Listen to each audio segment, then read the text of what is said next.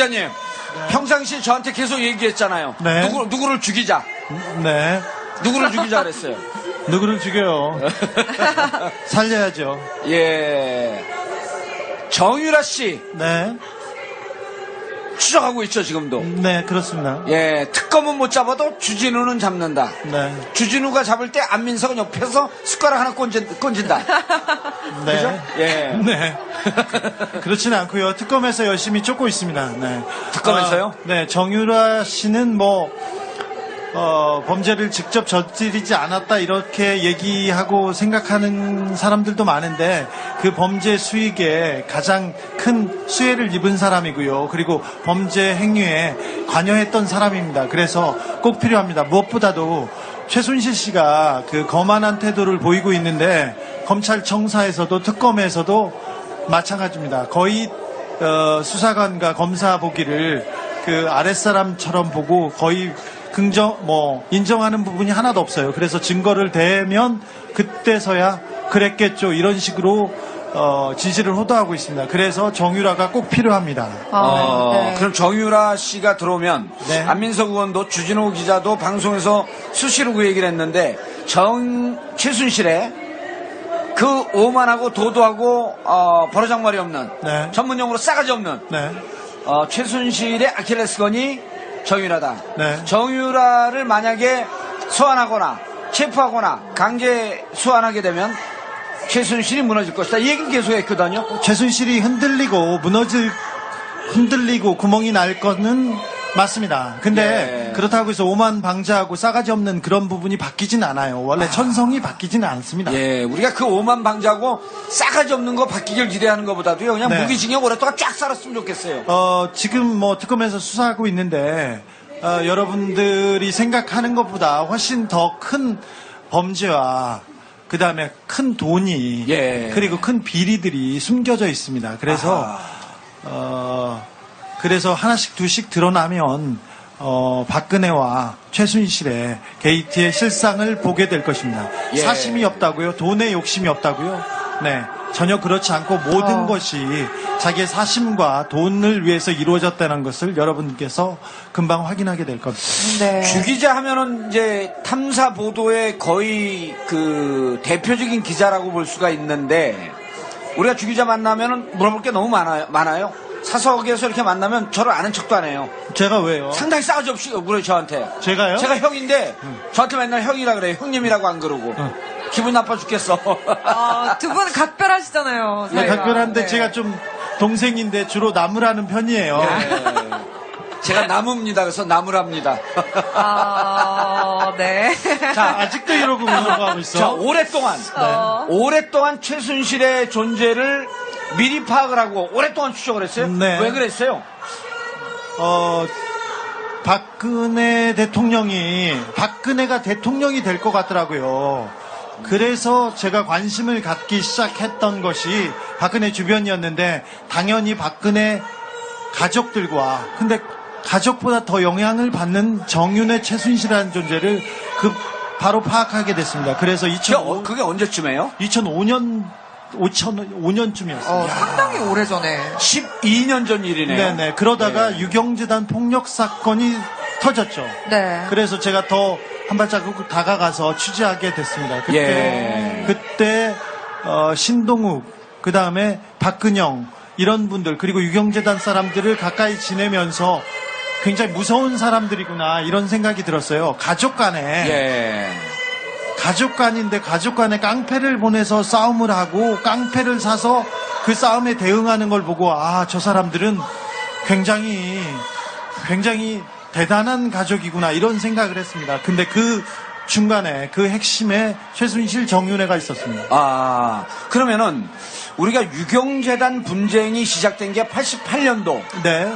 서부터 이제 89, 90년 지나면서 90년도에 아주 컸었죠. 그렇죠. 유경재단 문제가 불거지고, 네. 유경재단에 근무하고 있던 직원들이 최순실이 박근혜를 등에 업고 호가호위하면서 유경재단 전체 재산을 자기 돈 쓰듯이 쓴다. 네. 하면서 이제 그때 유경재단 근무자들이 항의라고 그랬잖아요. 네, 그래서 그 문제가 됐죠. 예. 사실 유경재단이 왜 중요하냐면은 박정희 대통령이 죽었지 않습니까? 총 맞아서. 자기 딸 같은 여자들을 데려다가 연애를 이렇게 즐기다가 총 맞아 죽었습니다. 그래서 청와대에서 바로 쫓겨나게 되는데 그 사람들이 어디를 갈 것인가 했는데 유경재단과 영남대 재단에 이렇게 분산이 돼서 갔습니다. 근데 유경재단에서도 굉장한 많은 일이 있었는데 그때도 최순실, 최태민 씨였죠. 최태민의 전횡이 크게 문제가 되면서 유경재단 사태가 발발이 됩니다. 그래서 아까 문제가 됐지 않습니까? 그래서 박근혜 이사장이 법적 문제, 도의적 문제를 지고 이제 물러나게 됩니다. 예. 네, 물러나게 되고 박근영 가족끼리 해먹는 거예요. 근데 박근영 씨한테 이걸 재단을 넘겨주고 물러나게 됩니다. 박근영과 박지만이 그때부터 실효적으로 유경재단에서 돈을 빼먹고 지배하기 시작합니다. 그러다가 다시 박근혜, 최순실이 유경재단을 빼앗기 위해서 처음에는 박지만 씨를 회유해서 데려갑니다. 그 다음에 유경재단에 있는 박근영 씨를 내쫓고 자기가 재단을 접수하기 위해서 깡패를 보냈죠. 동생한테 아하. 조폭을 보냅니다. 그랬더니 네. 박근영 씨도 뺏기지 않기 위해서 깡패를 삽니다. 그래서 조폭끼리 싸워요. 네. 싸우고 있었어요. 그래서 제가 조폭 전문 기자잖아요. 그래서 그 깡패들의 싸움을 이렇게 지켜보던데 그 싸움이 2007년에 마무리됩니다. 박근혜 측에서 보낸 한센병 환자 200명, 그러니까 해결사로 동원한 한센병 환자 200명에 의해서 그 싸움이 정리됩니다. 그 싸움에 참전했던 한 조폭이 와서 참전. 네, 참전 와서 정사. 얘기하더라고요. 저 성동경찰서 앞에서 만났는데 자기가 온갖 전투에 다 참여했는데 문둥병 환자들이 와서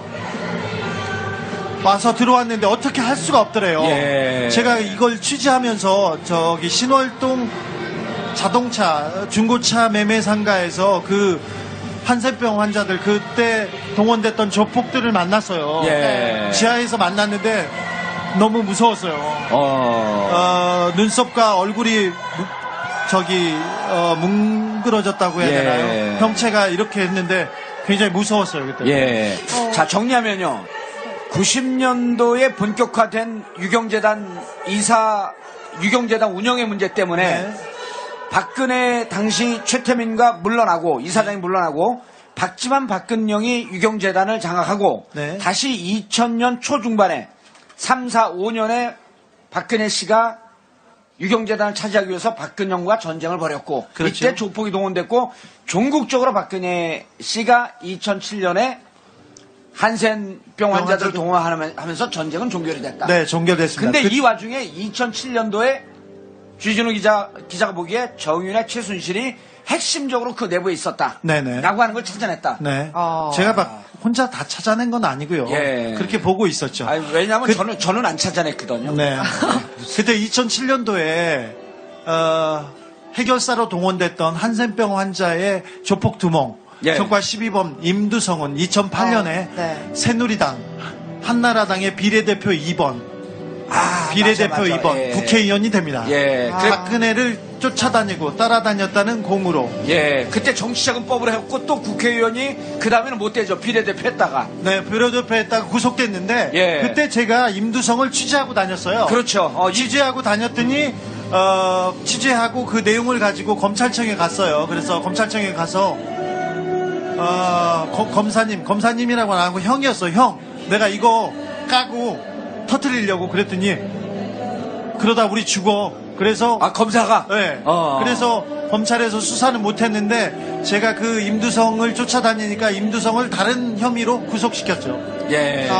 그래서 2008년도에 비례대표 2번 임두성. 국회의원이 됐다가 네, 결국은 2009년도에. 임기를 다 못 채우고 구속이 되죠. 네, 바로 구속됩니다. 네. 통틀어서 이제 대부분의 사람들은 대통령 5총간 살인사건이다, 뭐, 이렇게 많이들 현재 네. 알고 계시잖아요. 네. 근데 직접 또 취재를 하셨기 때문에 이 사건에 3대 미스테리가 있다고 들었어요. 어떤 건지 좀 설명 부탁드려도 될까요? 3대 미스테리는 아니고요. 네. 미스테리는 많은데 제가 기사 쓰기 귀찮으니까 네, 세 개로 세 가지만 쓴 거예요. 그러니까 이런 거죠. 헌재에 박근혜 대통령 탄핵 소추안이 13개가 오니까 5개로 그렇죠. 정리를 했어. 그렇죠. 그런 거나 비슷한 심정이죠. 쉽게 정리하려고요. 네. 아까 말했던 유경재단 폭력 사건 있지 않습니까? 그 폭력 사건을 배후 조종했던 사람이 박용철이라고, 배후 조종이 아니라 예. 행동대장으로 이끌었던 사람이 박용철이라는 사람입니다. 박근혜 대통령의 오촌인데 예. 이분이 한센병 환자들도 데려오고 다른 조폭들도 데려오고 이 싸움을 정리했어요. 박근혜 편에 서서. 박근혜 편에 서서. 네. 그래서 박용철이 이제 내가 유경재단에서 여기서 뭐 좀 하겠다 이렇게 생각됐어요. 그랬는데 자리를 줬다가 박지만 쪽에서 자리를 줬다가 쫓아낸 거예요. 그랬더니 아니 내가 이것까지 했는데 나를 쫓아내 기분이 나쁠 거 아니에요. 그래서 예. 여기저기 말하고 다닙니다. 내가 다 풀어버리겠다고. 그랬더니 박용철한테 와서 그렇게 얘기했대요. 야, 너 죽어. 그러니까 박용철이 그렇게 얘기했답니다. 저는 그렇게 호락호락 당하지 죽지 않는다고. 않습니다. 왜 그러냐면 이분은 유도 선수였고요. 깡패였어요. 그래서 깡패 동생들, 운동하는 동생들을 항상 데리고 왔어요. 재판정에도 운동하는 동생들을 데리고 왔어요. 그래서 이렇게 다녔는데 결국 그 사람이 당하게 되죠. 당합니다.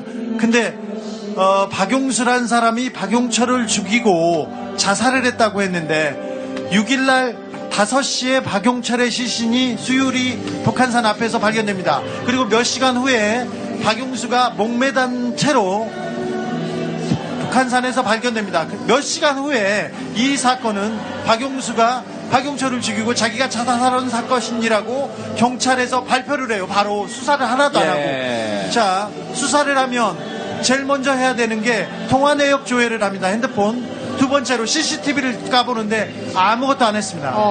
그리고 박용수가 박용철을 죽이고 박용수가 자살을 했는데 자살을 하러 가면서 박용수가 먹었던 약이 설사약이었어요. 죽기 1시간도 전에. 그리고 유서를 씁니다. 절대 땅에 묻지 마세요. 화장해 주세요. 이렇게 했습니다. 그리고 그 흉기, 박용철을 살해한 흉기에서 DNA나 지문이 아무것도 나오지 않았어요. 그리고 박용철과 박용수가 술을 먹고 차수를 옮겼다고 했는데 그 술을 먹은 술집은 서울 시내에 존재하지 않습니다. 미스테리가 15개도 넘습니다. 한두 하지만 개만이네, 진짜. 경찰은 수사를 하지 않고 그냥 끝났어요. 예. 제가 그 수사할 때 경찰서에 가서 앉아 있었어요. 그런데 경찰이 덮기 급급했습니다. 예. 댓글이 막 올라옵니다. 그 주진우 기자 얘기가 너무 흥미진진합니다만 네. 오늘 크리스마스 이브니까 여기까지 해주시기 바랍니다. 죽는 얘기 무서워요. 네. 죽는 얘기 너무 무서워요. 네. 근데 이 얘기는 참고로 시사인 홈페이지 들어가서 오촌 살인사건 네. 검색하시면 기사가 자세히 뜨는데 그 기사를 쓴 사람을 제가 잘 압니다. 추진우입니다. 네. 생각해보니까 크리스마스인데. 그러니까 왜 죽는 얘기라 무서워. 아니, 박근혜 대통령 얘기를 하다 보면요. 예. 그 주변에서 죽는 사람들이 되게 많습니다. 예. 제가 그 취재를 하러 갔을 때 네. 거기서 한마디 했어요. 야, 너 너 죽어. 죽어. 노승일 씨 있지 않습니까? 노승일 씨. 어제 청문회에 나와서 엊그제 청문회에 나왔던 사람한테. 그 사람한테도 최순실이 다른 얘기 안 해요. 야, 너 그러다 죽어. 무서워요. 그러니까 죽는 얘기 하지 말니까 더 무섭게 해. 죄송해요. 무서워요. 예. 메리 크리스마스인데. 우리가 그 파티 때 죽는 얘기 재밌게 할 수 있잖아요. 코스톱 치다 광 팔고 죽고. 그럼 죽는 얘기 무섭게 해요. 내가 언제 무섭게 했다고 그래요. 예. 자, 정유라. 정유라. 예, 아까 정유라 얘기하다 오촌 살인 사건은 네. 싹 피해갔는데, 네. 자, 오촌 살인 사건은 이제 전체 가닥은 잡았어요. 2005년도에 정윤의 최순실을 찾았고, 네. 그리고 이것을 12년 동안 박근혜 실질적인 조종자, 박근혜는 저들의 아바타다 라고 하는 것을 12년 동안 얘기를 하고 다녔어요. 네. 예, 독일에 가서 정윤아 씨를 만났어요. 아니, 만나진 않았고요. 만나진 않았어요? 있는 걸 보기만 했죠. 만나도 안민석 원처럼 그렇게 물어보지 안 마세요. 되지. 저를 보고 싶었어요? 네.